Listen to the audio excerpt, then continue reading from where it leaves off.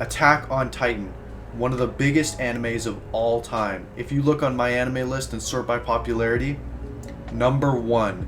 And even after a super controversial ending that divided the community in two, if you sort that thing by ratings, top five. But I am one of these people that thinks that the ending has sullied this series. This series that was so good, had amazing writing right up until the last leg of the race where it kind of all fell apart. Now we get to dig into why Attack on Titan's ending was just so bad, and I'm going to try to go sort of like chronologically from what happened in the anime, but I got quite a bit to talk about here. The first big problem is that Paradis does not have a plan whatsoever, and they are out of time. Like, the Marleyan and the global armies are on their way to the island to come kill them. And this is the same thing you see with ending defenders. If you ask them, they'll say, oh, the rumbling was bad. And you say, what should they have done instead? They don't have an answer, much like the characters in the show, who also don't have an answer. And it's not like they didn't have time. It's not like they didn't try. The entire time skip was Paradis trying peaceful diplomacy with the outside world and failing for years. It wasn't working. They had a few Marleyan friends, most of them were in jail cells. Turns out most of their friends were actually working for Zeke anyways and trying to undermine them. It wasn't working. Hizuru was only in there for their resources. Like, it was not fucking panning out.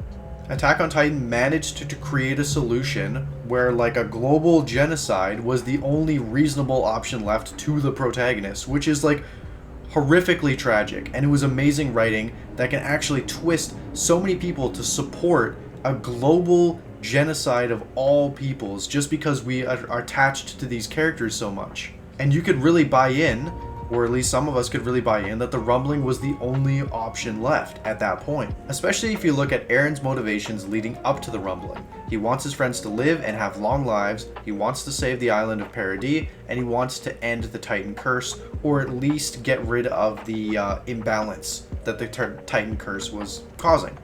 So by eliminating all other people, and Eldians being the only ones left, the Titan curse is effectively ended. But we'll get more into Eren's motivations soon.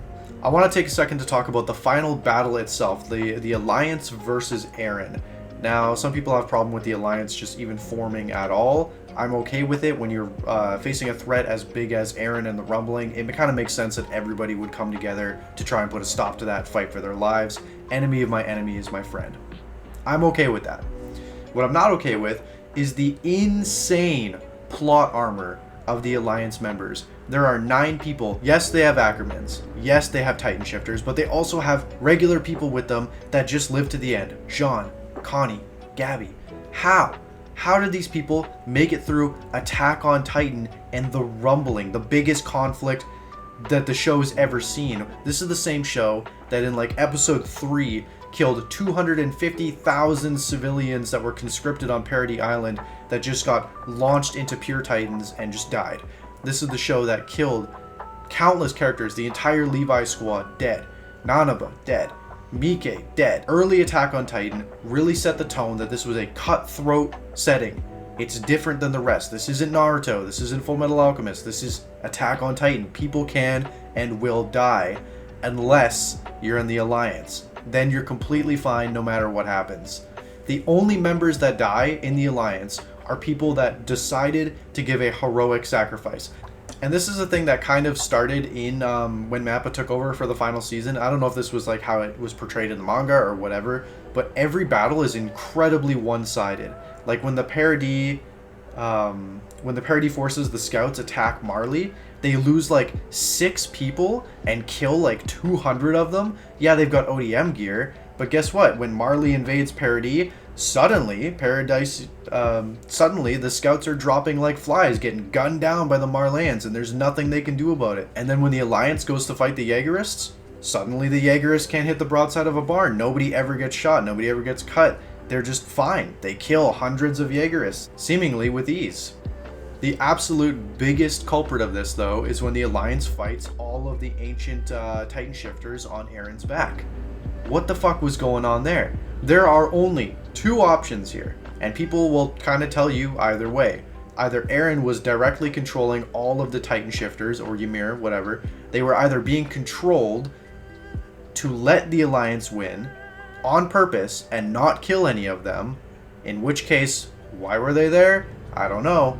Or the Alliance is just so cool that they can fight hundreds of Titan shifters with no problem, no casualties. So either your story is bad because the plot armor is so insane that a show that used to have pure Titans as the biggest threat now has hundreds of Titan shifters that can't kill 6 people, can't kill Connie, can't kill Jean, or all these Titan shifters are being puppeted by Eren or Ymir, in which case the entire final battle has no stakes whatsoever and they were never in any real danger. Does that sound like a good climax to your series? A good final battle is to reveal that the whole thing was orchestrated and the strings were pulled and nobody was ever in danger at all. Not to me. I don't think that's good writing. And the last nail in the coffin for this plot armor thing is when the worm turns all the Eldians present into pure Titans and there's some sad stuff going on, you know? Reiner's mom gets changed, Connie and Jean have an emotional, like, final moment together before they change. But it's fine because literally, like, 2 minutes later, it's reversed. They're all fine. It's another one of those things that's like, it's just a cheap fake out that doesn't feel like Attack on Titan. It's not the kind of series that would do cheap fake out deaths like this and then reverse them like 1 minute later. The next thing I'm going to talk about is the romance element, it becoming a romance thing at the end. Mikasa and Eren. I'm not a shipper. I don't really give a shit about shipping in Attack on Titan. I never saw romance as a key aspect of the story. Obviously, Mikasa had romantic feelings for Eren, even though they were sort of adopted siblings. Whatever. Personally, I never once saw any sign that Eren was romantically interested in Mikasa. In fact, most of the time he seemed to want to get away from her like she was an overbearing older sister trying to keep him safe, and he wanted to be free and be his own person.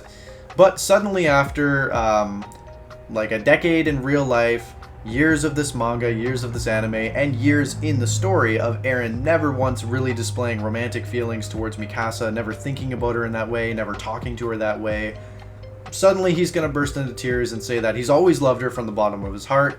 The idea of her finding another man would crush him. He wants her to think about him for 10 years at least.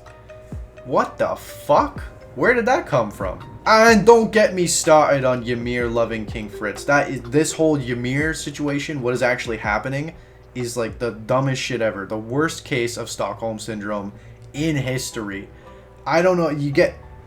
This man rapes you, cuts your tongue out, abducts you, kills your family, makes you have children forcefully, and then you fall in love with him. Why? But then you kill yourself and he commands you to live, but then you don't because you want to get away from him, and even death is better than being with him. But then when you die, you go to the paths and you decide to serve him. And what are you talking about?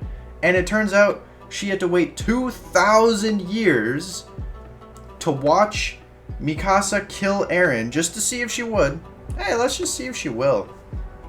To be like, you know what? If Mikasa can do it, so can I. What the fuck? You had to kill 80% of the planet to realize you shouldn't still be in love with this guy? 2,000 years. And if that's what freed her, then what the hell, like when Eren gave her her speech about you're not a slave, you're not a god, and then was able to use the founding Titan's powers, like what was that? Was that not freeing her? What the fuck happened there? All just part of the plan. It was all just machinations of Ymir. Only Ymir knows.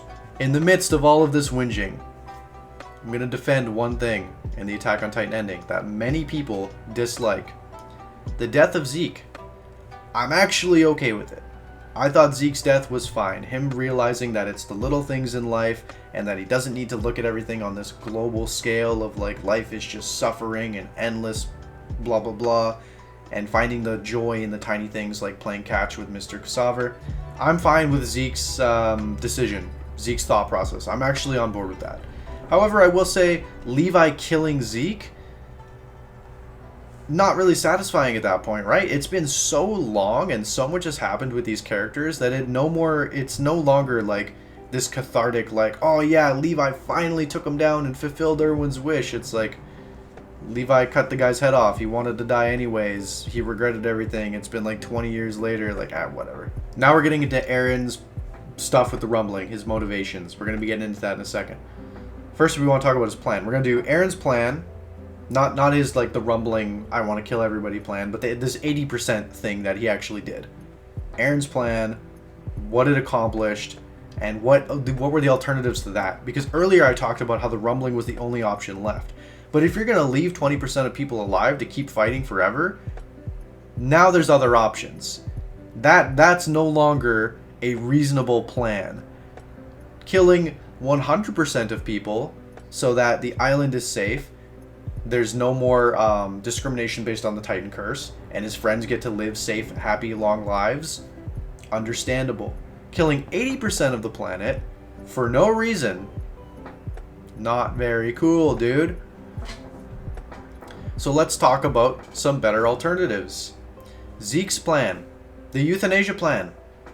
What does it accomplish? Everything. Everything Eren wants. His friends get to live long, happy lives. I guess they don't get to have kids if they wanted to, but they still get to live and be happy and be safe. The island gets to be safe. The Titan curse actually ends. What the fuck? Why didn't he just do that? And it's like, yeah, okay, when he did the rumbling, he didn't have time for that anymore. You know when he did have time for it? Way earlier. When him and Zeke met in Marley, they could have just done it then. They could have done it earlier when Zeke was being held in the forest of trees. There was time for the euthanization plan, and it would have accomplished everything Eren wanted and more. Especially given the fact that you can combine these things, right? There's no saying, oh, because you did the euthanization plan, now you can't do a rumbling or whatever. They can still do this small-scale rumbling to crush the global alliance that's gathering in Marley, demilitarize the rest of the world, sterilize the Eldian population, and communicate with the rest of the world what is happening. You know, maybe agree, okay, you guys can keep us under surveillance, but you can't come kill us. I think that could have been a chip to actually work out some kind of peace agreement. The 50-year plan. The 50-year plan was actually better than the 80% plan. Just like, it just was. And yeah, I guess Eren didn't want to sacrifice Historia, but guess what? They could have just fucking fed Zeke to somebody else. Ever think of that? They could have Zeke impregnate 10 girls at once. It wouldn't have been that hard. They had him. They had Zeke there. Just give him the old, give him one of these. Collect that sample. Let's get some fucking royal babies popping out. You don't even have to transform Historia. You can have some goober eat Zeke. Again, still, small scale rumbling, wipe out the military, threaten to do it again, propagate the royal line of Titans. Oh, I guess we don't want to... Eren doesn't want kids to have to eat their parents. Oh my god. Can you imagine if like 8 to 10 kids had to eat their parents? You know what would be better? Let's just kill 80% of all people on Earth by crushing them with a giant feet. I think that would be better. Let's do that one. Alright, now we're going to get into Eren's conversation with Armin, his final conversation with Armin in the paths, and just the fucking laundry list of reasons that Eren gives for why he did the rumbling, right? So the first thing he tells Eren, I've got them like written down here chronologically. The first thing that Eren tells Armin about why he did this is he wanted to push his friends away, to turn them against him, so that they could stop the rumbling and become heroes, like a Code Geass meme. He wants to do a Code Geass, except he wants to kill 80% of all living people on Earth to do so. Set them up to be heroes. And then Armin says, hey, that's stupid. That's probably not going to work. And then Eren's like, whoa, I didn't mean that. Actually, what's going on is Ymir's thing with Mikasa is what's been driving me, and I've been moving forward doing this to reach the outcome of Mikasa's decision to free Ymir and end the Titan curse. And then he says, civilization outside the walls is now even with Paradis, so there's not going to be a one-sided war of retaliation, but the war will continue forever. Which is not what he wants. Then Armin understandably starts crying and begging him to not kill 80% of all people on Earth. Hey, could you just not do that? And Eren says, I tried to stop it over and over, but it's been decided things always turn out the same as I saw them in my memories. There's no way to avoid it. Determinism. I love that in a protagonist. That's the best way to end a series, is by removing all agency away from your protagonist. Leave alone the fact that Eren says he's tried it over and over and over, but we never get to see that. I never once saw Eren try not to do the rumbling. The closest we get was when he asked what were Sasha's last words, and then Connie says, oh, they were meat. And then Eren's like, oh my god, it's happening just the same. He didn't even try to stop it. He just sat there in the airship and let her die, and then was like, I can't believe she died. You know, if he tried to save Sasha, if he ran out there and was like, Sasha, get down, or like, well, check the back, someone's coming in, and then they prevented Sasha's death, but then she dies anyway somehow, then yeah, maybe now you've got something going on. In Lost, there was a character who had this exact kind of thing happening. Desmond. Desmond in Lost was getting flashes of the future where he saw another character, Charlie's death. And he would prevent Charlie's death, but then the next day, something else would happen to kill him.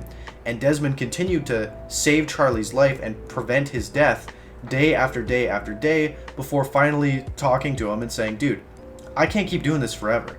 I can't save you every day. And every day, sometimes twice, 2 or 3 times a day, whatever, something's trying to kill him. That would be a good way of doing this. This is a perfect way of doing this sort of I can see the future thing, but I can't change it. Have Eren try to save Sasha. Have Eren try things and show that they're not working. Don't wait until the very end of the show to then have Eren be like, well, I tried. Where?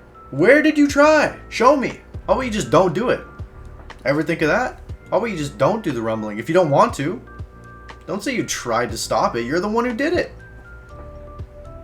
Anyway, then he says he did it because he wanted to. And he wanted to see the sight of everybody dead. Just like a little psychopath thing or something. He just felt like it. And then finally he just says he's an idiot. He kind of just gives up and is like, I'm just an idiot, man. So just to recap this, he's like, oh, I wanted you guys to be heroes. Actually, I wanted to push forward and find Mikasa's, the outcome of Mikasa's decision with Ymir. I mean, at least war is kind of even now, but it's never going to stop. I mean, I didn't want to do it anyways. I tried not to. It just kept happening. I mean, I kind of wanted to. I don't really know why. I think I'm just dumb.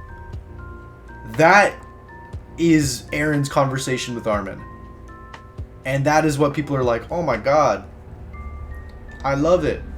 What the fuck? What was that? Like, my head hurts. What are you talking about? Now we can get into the time travel shit. Eren killing his own mom. Eren killing his own mom. Eren killing his own mom. Why? Just another cheap shock thing thrown in for no reason that does not feel like Attack on Titan. And it opens the door to so much shit, right? This might be the biggest plot hole in Attack on Titan, is Eren killing his own mom. Because it shows that with the Founding Titan, he can directly affect the past and change things. Which then opens the door to, why didn't he do that more at all? Every single thing that happens in Attack on Titan is now Eren's choice. Every bad thing that happens to him, every bad thing that happens to anybody is now a direct choice that Eren has allowed to happen. Because if he can save Bertolt, he could do anything. He could go back in time all the way back to fucking Ymir and just stop the Titans right then and there. He could have stopped Bertolt from kicking in the wall. He could have stopped anything, man. He could have saved countless lives. Chose not to. Why bother, right? I just want to kill my own mom. So dumb. And like the going into the past shit with Grisha and that whole thing, absolutely fine. And you can say this is a special circumstance because Grisha had the Attack Titan. He could see Eren's memories. Eren could see Grisha's memories. It's like a feedback loop. Zeke with the Founding Titan took them through paths there, and this link between Grisha and Eren allowed them to sort of communicate a little bit. I'm cool with that. Just end it there. Leave it with that. It was a special circumstance. Eren killing his own mom, there's nothing special about that. He just decided to do it. Just kind of felt like it. He decided to intervene this one time, but never again. So at the end of the show, the Alliance is now sent to negotiate with the Jaegerists by gleefully telling them that we've killed Eren Yeager and the rumbling has failed. I guess Historia's queen, and you know, there is no war for a while. We see that. Keep in mind in the anime, they kind of retconned it a bit. In the manga, it looks like there's no war for probably 40 to 50 years. In the anime, it looks like hundreds of years. And then just to really tie a neat little bow on this, Isayama decides to throw in a potential teaser that the Titan curse could be beginning anew. Which would just be excellent, right? Because why bother accomplishing anything Now, lots of people are saying, oh, this is not what this means, blah, blah, blah. Kind of looks like it to me. Kind of looks like that tree, you know, it's where Eren was buried. Kind of looks like maybe the Titan curse is coming back. I don't know. Point is, we're not told, and it's up for interpretation, and if the interpretation you choose to believe is that this is an allusion to the Titan curse beginning anew, then it's just another bad thing about the ending. I think that about covers it. I think that's about all my thoughts about Attack on Titan's ending. With the old Titan shifters deciding to jump ship and join the Alliance, like what the fuck, what's going on there? Do they have their own agency or not? Do all the other Titan shifters not give a shit because they died recently? I guess we'll never know. Attack on Titan.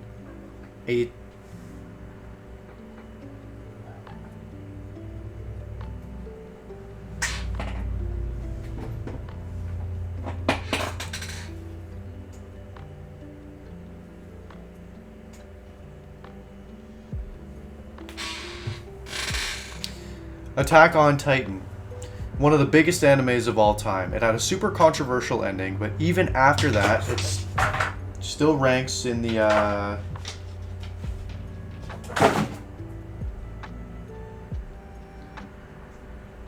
Attack on Titan.